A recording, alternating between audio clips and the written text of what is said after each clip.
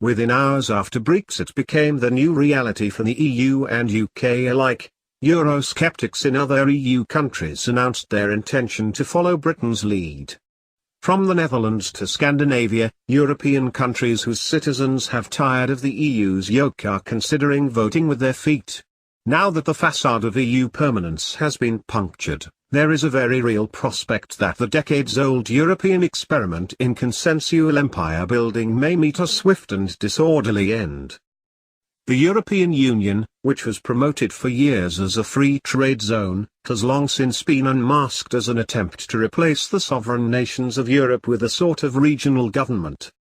Most Europeans favored borders more transparent to trade and travel, and generally favored the early common market and its successor, the European Community, even as sober observers warned that the architects of Europe's economic unity actually had more grandiose aims in mind, aims that envisaged a sort of United States of Europe with a single economy, central bank, parliament, military, and set of laws.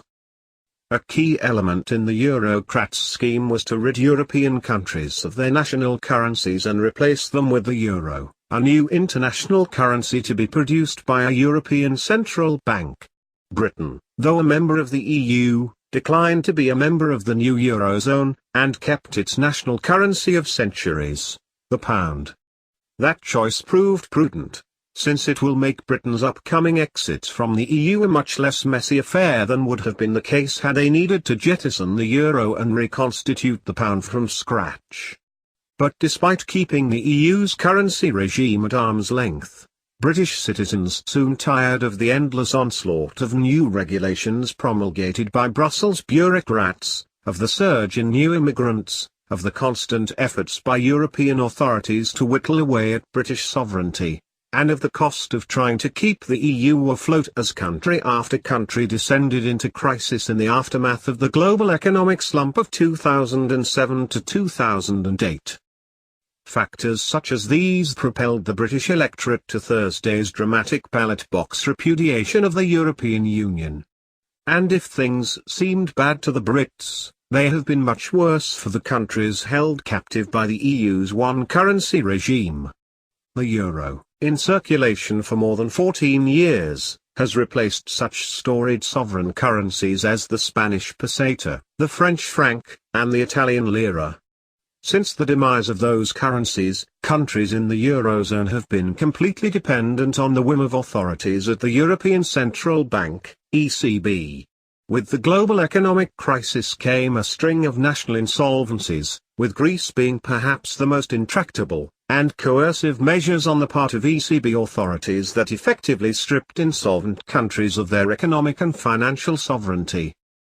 Nor are European elites coy anymore about their long-term goals.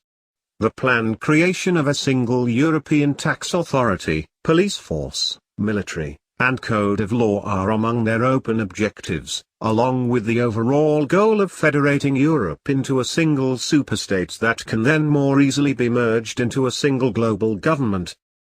What's a hard-pressed Dutchman, Dane, or Swede to do?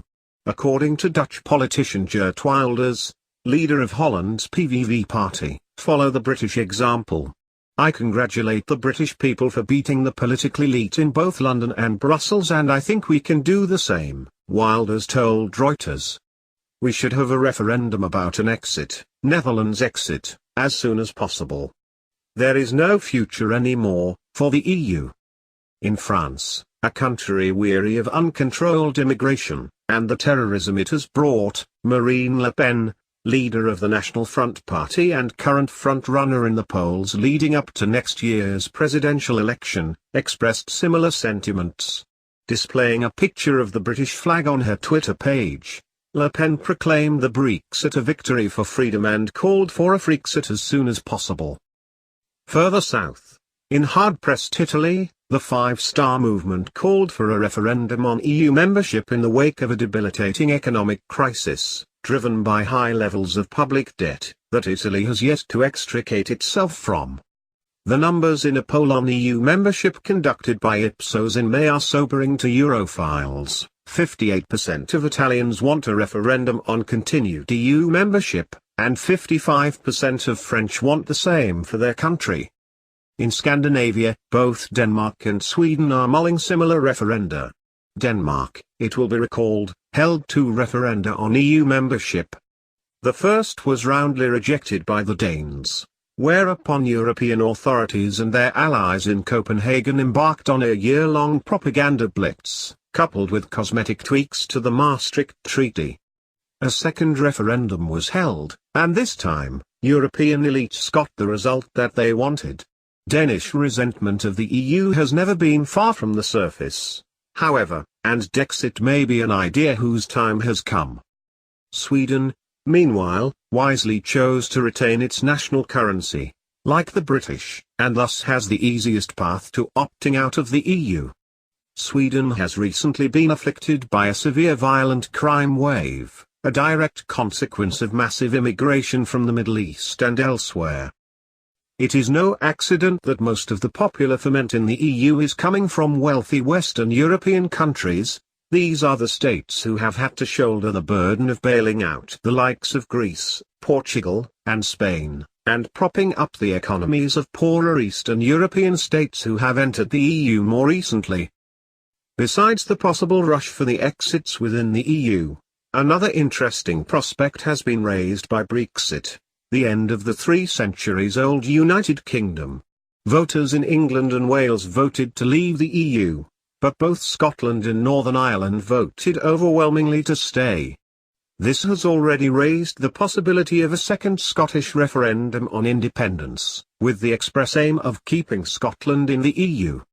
Such an outcome, of course, would ensure that union with the UK would be replaced by permanent membership in the EU, but a majority of Scots, once the most ruggedly independent people in Europe, appear to favour such an outcome. More than anything else, Brexit is the first significant blow struck against the internationalists and their goal of a one-world government in many years. Since the foundation of the United Nations and the Bretton Woods global financial and trade organizations since the end of the Second World War, the globalists have seen slow but steady progress in their program. The UN has gradually become stronger and stronger, and kindred instruments of regional and global government, like NAFTA, the WTO, and of course, the EU, have come into being. No nation has withdrawn from the UN or from any regional government bloc, until now. Intentionally or not, Brexit was a body blow to the New World Order, and ought to be applauded by all Americans interested in preserving and revitalizing our own sovereignty. Here's hoping the spirit of Brexit spreads far and wide in Europe, and on our side of the Atlantic.